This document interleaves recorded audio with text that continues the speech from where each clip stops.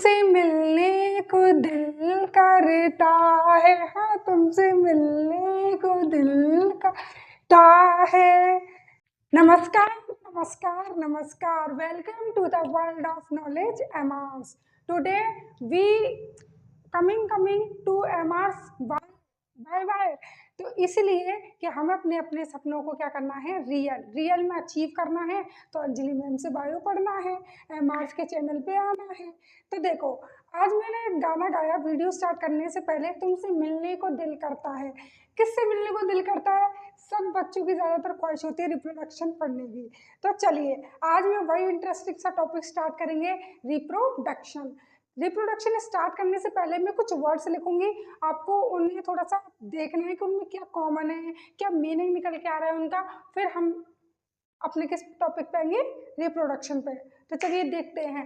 मुकाला मुकाबला होगा, देखते कौन बताता है। Reuse, recycle, reproduce, regrow.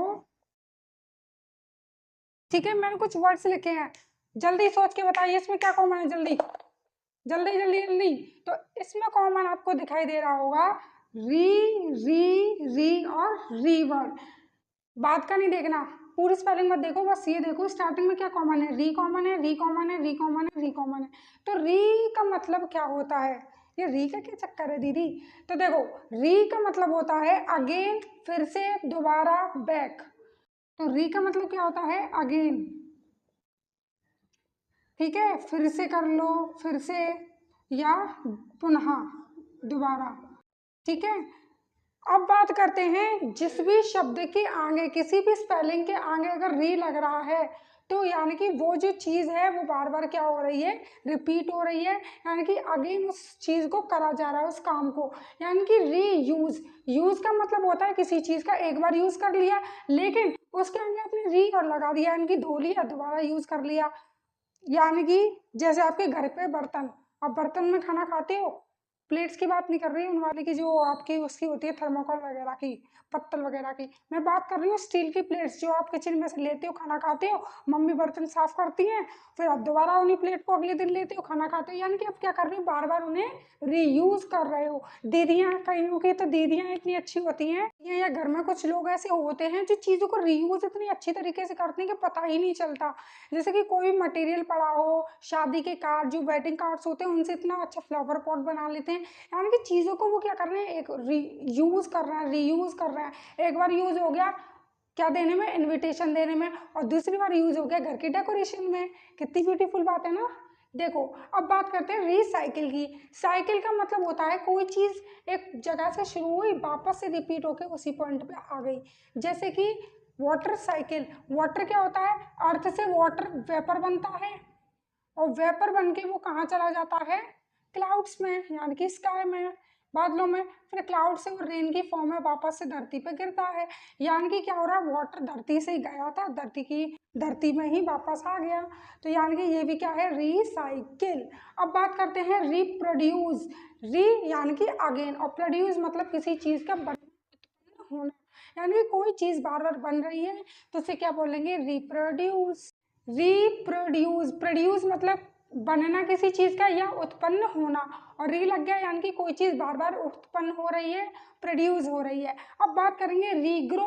Grow यानी कि किसी चीज़ का दोबारा से उगना, बड़ा होना, विकसित होना, ग्रो होना, बढ़ना। तो वो चीज़ क्या कहलाती है, रीग्रो।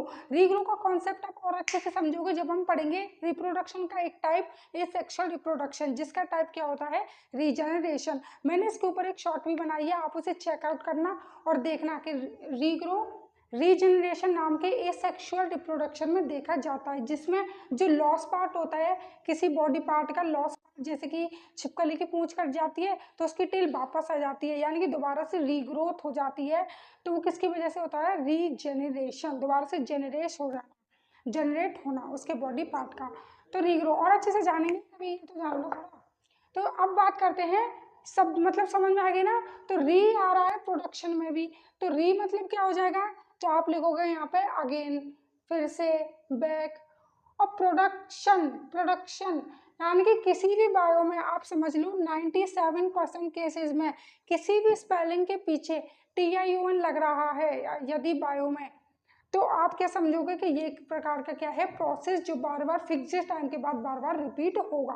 तो रिप्रोडक्शन, प्रोड्यूस के स्पेलिंग में आपने क्या लगा दिया TION, तो क्या बन गया प्रोडक्शन, और उसके आगे लगा दिया री। अब इस पूरे वर्ड का मतलब निकल के आ जाएगा, TION मतलब समझ में आ गया, ये क्या है, एक प्रकार का प्रोसेस। प्रोड्यूस मतलब बनना, यानी कि रिप्रोडक्शन एक ऐसा प्रोसेस है जिसमें हम किसी चीज को बार बार बना रहे हैं, और किस चीज को बनाएंगे ये अभी मैं बताती हूँ। पहले इतना थोड़ा सा कॉन्सेप्ट बनाओ अपना, थोड़ा सा देखो, रीड करो, फिर आगे बताती हूँ इसकी डेफिनेशन, लिखना कैसे लिखना। बड़ी खूबसूरत परी जैसी होगी, मुझे क्या पता दिलरुबा कैसी होगी। गाना मत सुनो, इधर देखो मैं क्या लिख रही हूँ, रिप्रोडक्शन की डेफिनेशन। तो it is a biological process, पहले इतना समझते हैं। मैंने लिखा है it is a biological process, it किसके लिए यूज करा है, रिप्रोडक्शन। तो reproduction is a biological process, यानी कि ये ऐसा प्रोसेस है या ऐसी प्रक्रिया है जो सिर्फ लिविंग्स में देखी जाती है। अब आप बोलोगे दीदी नॉन लिविंग्स रिप्रोडक्शन नहीं करते, जी नहीं, नॉन लिविंग्स रिप्रोडक्शन कहाँ करते। अब देखो मैं इस मार्कर को रख के चली जाऊंगी, फिर अगले दिन वापस लेक्चर लेने आऊंगी, तो क्या इस मार्कर का छोटा सा मार्कर बेबी पैदा हो जाएगा क्या, नहीं। तो क्या पंखा जो होता है क्या उसका बेबी पंखा भी प्रोड्यूस होता है क्या, टेबल का बेबी पंखा या आपकी जो बुक्स हैं कॉपीज हैं क्या इनके बेबीज पैदा होते हैं, नहीं। तो नॉन लिविंग्स में रिप्रोडक्शन नहीं होता, ये तो दीदी समझ में आ गया। लेकिन क्या सारे लिविंग्स में भी रिप्रोडक्शन होता है, सोचो ना, जरा तुम सोचो ना, सोचो क्या होगा, नहीं। सारे 100% लिविंग्स रिप्रोडक्शन इंश्योर नहीं करते। आपने देखा होगा कुछ अपने अपने रिलेटिव्स में कि कुछ कपल्स ऐसे होते हैं जो बेबी कंसीव नहीं कर सकते किसी न किसी परेशानी के कारण जो उनके रिप्रोडक्टिव सिस्टम से जुड़ी होती है, ठीक है। रिप्रोडक्टिव सिस्टम यानी कि वो सिस्टम जो रिप्रोडक्शन पूरा करवाएगा, ठीक है। तो देखो, तो यानी कि ये क्या है, बायोलॉजिकल प्रोसेस, लेकिन होना लिविंग में ही है। ये माना कि सारे लिविंग शो नहीं करते, लेकिन करते कौन है शो, लिविंग सी। तो it is a biological process. अब इसकी सेकंड थिंग देखते हैं हम, in which an organism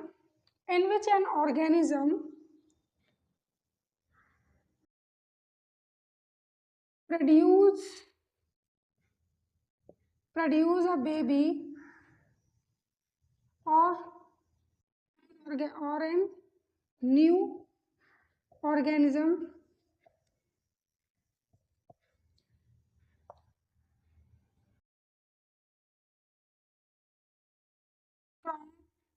in which an organism produce a baby or new organism which is similar to existing one।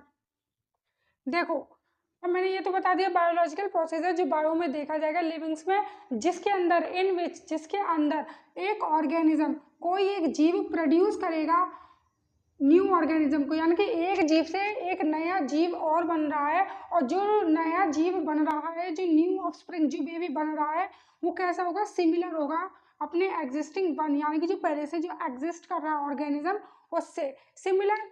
और जेरोक्स यानी कि सिमिलर का मतलब होता है कि पूरी तरीके से दिखने में सेम नहीं होगा, लेकिन कुछ ना कुछ सेम होंगे। जैसे हम अपने मम्मी पापा से आए हैं तो हम अपने मम्मी पापा की तरह पूरी तरह से नहीं देखते, लेकिन किसी के नयन नक्श, किसी के बाल मम्मी से मैच करते हैं तो किसी के पापा से मैच करते हैं, यानी कि थोड़े थोड़े सिमिलर हम होते हैं, जो हमें ये बताते हैं कि हम ह्यूमन की स्पीशीज से ही उत्पन्न हुए हैं जो ह्यूमन जैसे दिखते हैं। यानी कि ये एक बायोलॉजिकल प्रोसेस है जिसमें एक ऑर्गेनिज्म अपने जैसे ऑर्गेनिज्म को जन्म देगा, और जिस ऑर्गेनिज्म को जन्म देगा वो अपने पेरेंट्स से यानी कि जो एग्जिस्टिंग वन है उससे थोड़ा सा बहुत सिमिलर होगा। अब बात करते हैं, आपने बहुत बार सुना होगा स्पीशी स्पीशी स्पीशी, ये क्या चीज़ है। तो चलिए अब हम देखेंगे स्पीशीज, पहले से नोट कर लीजिए आप। रिप्रोडक्शन की डेफिनेशन जान ली। अब एक वर्ड पे और फोकस करते हैं, स्पीशी। आपने बहुत बार सुना होगा, देखते हैं व्हाट इज स्पीशी। स्पीशी को हिंदी में बोला जाता है प्रजाति, स्पीशीज। स्पीशीज बच्चों क्या होता है, मेरे childrens, my kids, lovely students, beautiful girls, क्या होता है स्पीशी? तो चलिए जानते हैं। स्पीशी, तो देखो स्पीशी क्या होता है, एक ग्रुप ऑफ ऑर्गेनिज्म, यानी कि ऑर्गेनिज्म, जीवों का एक झुंड, जिसमें वो क्या करते हैं, एक दूसरे से बातचीत भी कर सकते हैं, इंटरेक्ट हो सकते हैं, मिल सकते हैं और रिप्रोड्यूस कर सकते हैं। यानी कि ऐसे लोगों का, ऐसे लिविंग्स का ग्रुप जिसमें वो एक दूसरे को समझते हैं, बातचीत कर सकते हैं, दिखने में सिमिलर हैं, एक जैसे दिखते हैं। ये जरूरी नहीं कि पूरे के पूरे सेम दिखते हो, लेकिन थोड़ा बहुत सिमिलर, जैसे दो हाथ, दो नाक, दो पैर, तो ये तो सभी ह्यूमंस के होते हैं ना। दो हाथ, दो नाक, नहीं सॉरी फ्लो में भूल गया, दो हाथ, दो पैर, एक नाक, दो आँख, दो कान, तो ये तो सबके होते हैं, लेकिन किसी के अलग होते हैं तो किसी के अलग होते हैं। पोजीशन वगैरह तो सब सेम है ना, तो इस वे में सिमिलर हैं। और क्या कर सकते हैं, रिप्रोडक्शन कर सकते हैं, और आपस में रिप्रोडक्शन करके एक ऐसे न्यू ऑर्गेनिज्म, एक ऐसा न्यू जीव बनाए जो आगे जाके रिप्रोड्यूस कर सकता है। उसी चीज को बोलते हैं स्पीशी। ओ दीदी कुछ समझ नहीं आया, अभी समझाते हैं लिखकर। एक बार मैं इस डेफिनेशन को लिखती हूँ। तो species, it is a group of organism which are seems to be similar and they interact का मतलब एक दूसरे से बातचीत, समझते हैं, साथ में रहते हैं, and they interact with each other,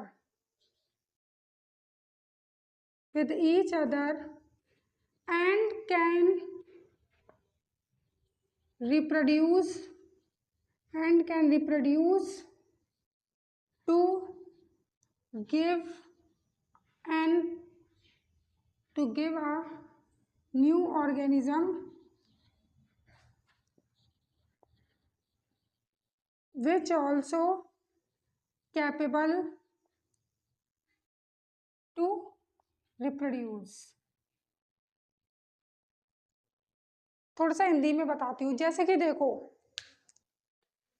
एक जगह पर बिल्लियां हैं, तो बिल्लियां करती हैं, अपनी फीलिंग्स को समझती हैं, आपस में बातचीत करती हैं, रहती हैं, और रिप्रोडक्शन क्या करती हैं। क्या ऐसा आपने देखा कि बिल्ली और कुत्ते साथ साथ रह रहे हैं? वो आप सपने में देख सकते हो, रियल लाइफ में ऐसा कुछ नहीं है।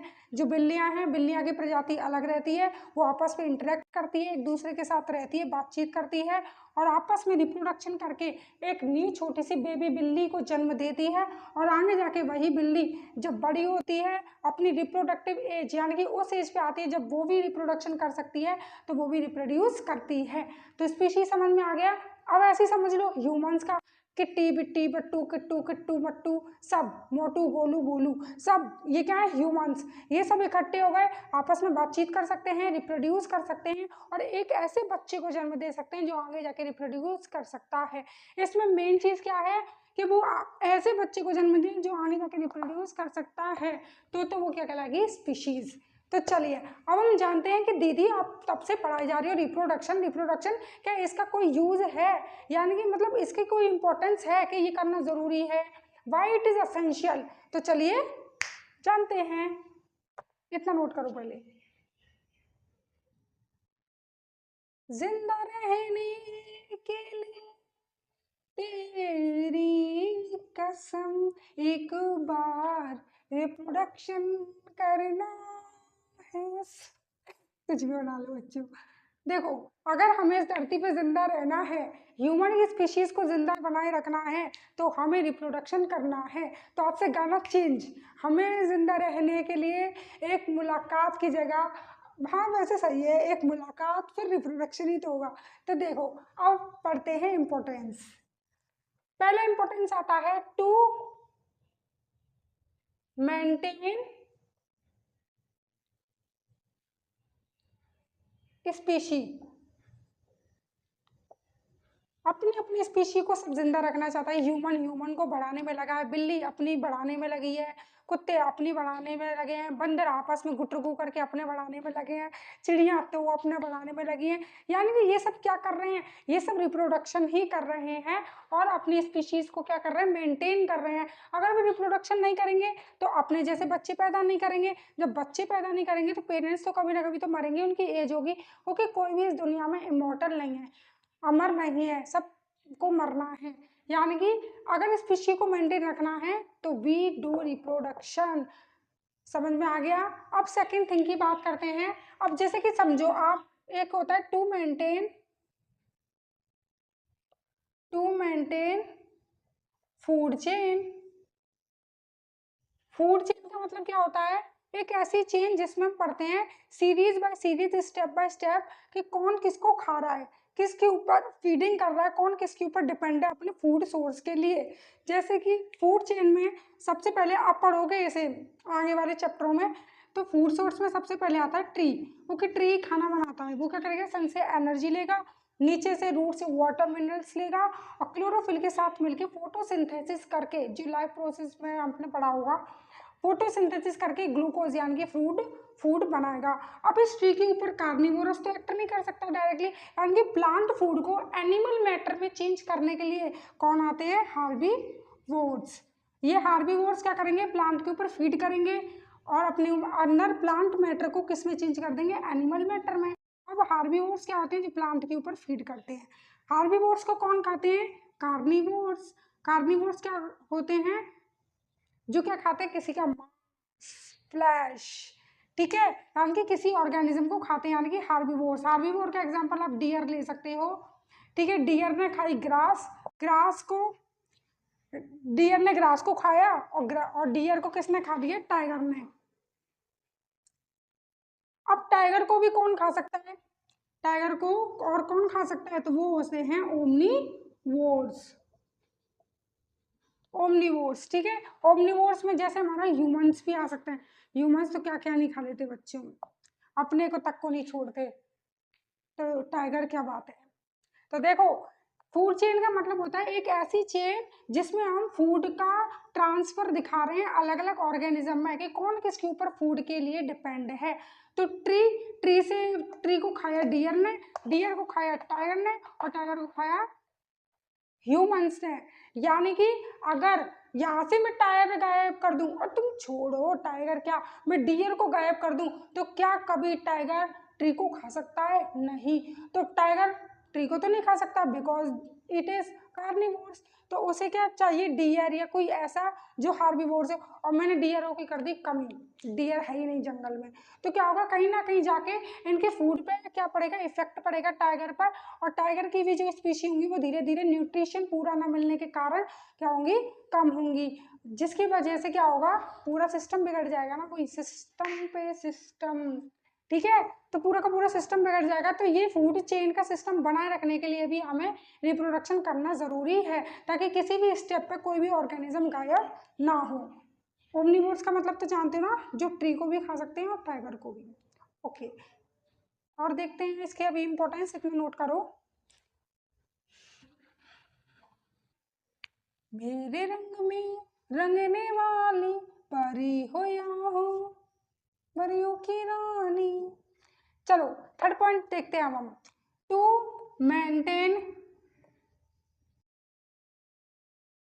लाइफ ऑन अर्थ, पृथ्वी पर लाइफ जिंदा रहे, जीवित रहे, लाइफ रहे, जिंदगी रहे, तो इसके लिए भी रिप्रोडक्शन करना है। क्योंकि अगर कोई रिप्रोडक्शन नहीं करेगा, तो जैसे कि आप समझो अर्थ है, अर्थ पे 100 लिविंग रहते हैं, जिनमें से 25 हो गए एलिफेंट्स, 25 हो गए बर्ड्स, 25 हो गए ह्यूमंस, 25 हो गए पेड़। तो ये चीज़ क्या है, कभी ना कभी तो मरेंगे, क्योंकि इमोर्टल तो कोई है नहीं, अमर तो कोई है नहीं, तो सब मर जाएंगे। तो फिर लाइफ कहाँ है अर्थ पे, वही हो गया ना, अर्थ का फॉर्मेशन दोबारा होगा, फिर कुछ ऐसा होगा, दोबारा अर्थ बनेगी। तो इन सब झंझटबाजी में जाने से अच्छा है ना कि रिप्रोडक्शन करते रहो और अपनी लाइफ को मेंटेन करो, यानी कि अपनी जैसे स्पीशी को जन्म देते रहो, ताकि वो आगे आने वाले समय में जिए और हमारे हार्ट बिखर जाए, बोन्स बिखर जाए, ठीक है। अब आता है चौथा point, to pass genetic information. Genetic का मतलब होता है जीन्स से, और जीन्स कहाँ पे प्रेजेंट होते हैं? डीएनए पर। डीएनए यानी कि जीन डीएनए का वो पार्ट है जिस पे कुछ ना कुछ इंफॉर्मेशन कोड है। जैसे कि मैंने बनाया है ये डीएनए, अब डीएनए का ये वाला पार्ट, अब ये वाला पार्ट, ये वाला पार्ट, यानी कि ये वो पार्ट है डीएनए के जहाँ पर क्या है? जीन्स। पूरा का पूरा डीएनए पे जीन्स नहीं होते, ठीक है, पूरे के पूरे डीएनए पे जीन्स नहीं होते। जिन जिन जगह जीन्स है वो चीज़ क्या कहलाएगा? जीन्स। और पूरा का पूरा क्या कहलाएगा? ये थ्रेड डीएनए। तो यानी कि डीएनए एक धागे की तरह होता है जिस पे कुछ लिखा हुआ है, जैसे ABCD EFGH JKLMN कुछ भी, ठीक है। तो ये क्या है? डीएनए की लैंग्वेज, जैसे कंप्यूटर की कि हर देश की अपनी अपनी लैंग्वेज है, तो डीएनए अपनी इंफॉर्मेशन को कि आगे आने वाला जो ऑर्गेनिज्म बनेगा वो दिखने में कैसा होगा, उसका बॉडी कलर क्या होगा, उसके हेयर शेप क्या होंगे, क्या होगा बॉडी फिगर, तो ये सब इंफॉर्मेशन किसके पास होती है? डीएनए के पास। और डीएनए पे ये इंफॉर्मेशन किस फॉर्म में लिखी रहती है? तो कुछ कोड्स वर्ड होते हैं उन फॉर्म में। अभी क्या आप लिए समझ लो ABCD के फॉर्म में लिखा हुआ है, तो ABC एक ऐसा जीन है जो आगे जाके कलर ऑफ आई देगा कि आंखों का रंग कैसा होगा। DEF ऐसा जीन है जो आगे जाके बताएगा कि बॉडी का फिगर शेप कैसा होगा, बॉडी कलर कैसा होगा। या फिर इसमें और फिर आगे वाले जीन है हमारे IJ वो बताएंगे कि जो वो है लिप्स की शेप कैसी होगी। फिर और आएंगे तो वो जीन्स क्या बताएंगे कि आईब्रो कैसी होंगी। यानी कि डीएनए का वो पार्ट जो डिसाइड करेगा कि जो आगे बनने वाला ऑर्गेनिज्म है उसके बॉडी पार्ट्स कैसे होंगे, ठीक है। तो जीन समझ में आ गया।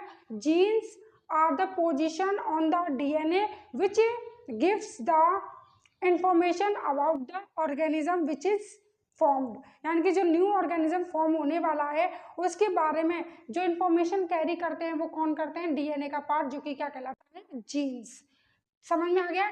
तो टू पार्ट जेनेटिक इन्फॉर्मेशन, यानी कि हमारे डीएनए पे जो इन्फॉर्मेशन है उसे अगले न्यू ऑर्गेनिज्म में पहुंचाने के लिए भी हमें क्या करना पड़ेगा? रिप्रोडक्शन। बच्चों, my lovely students and beautiful girls, यदि आपको कोई भी डाउट हो, कोई भी चिंता की बात हो, तो आप कमेंट सेक्शन में मुझे कमेंट करके बताना कौन सा टॉपिक समझ में नहीं आया। और जेनेटिक इन्फॉर्मेशन वाले टॉपिक को थोड़ा दोबारा से रीबैक करके देखना कि जीन्स क्या है ना, पोर्शन डीएनए का, ये सब अच्छे से। Okay, thank you.